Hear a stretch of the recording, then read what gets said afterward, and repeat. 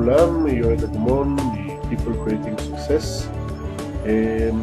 היום אנחנו נראה איך פותחים דף פייסבוק, דף שיווקי, או כמו שקוראים לו דף אוהדים.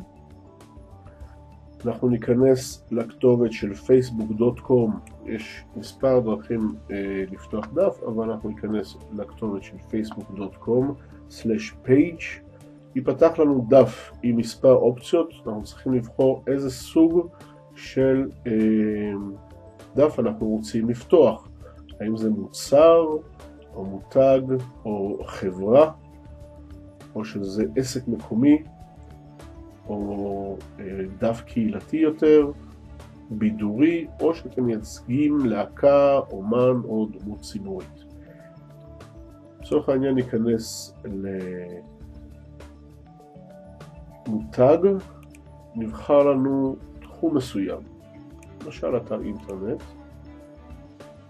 ונקרא לזה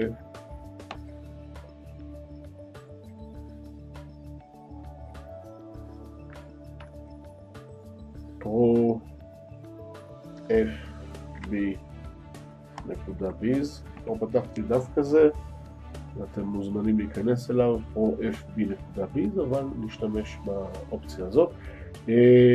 נסמן שאנחנו מסכימים ולהתחיל.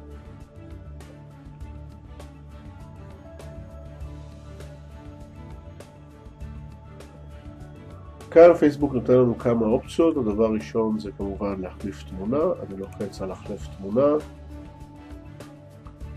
מחפש קובץ תמונה או שמרתי לפני כן, או שאני רוצה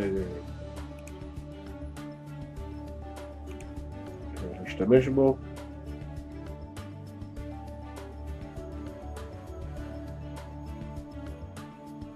זה הקובץ שאני רוצה שיהיה בפרופיל שלי, בפרופיל של הדף, וניכנס לעמוד. אנחנו רואים פה מצד ימין שכבר זה מופיע התמונה שלנו. בהמשך מומלץ מאוד להכניס מידע, תמונות.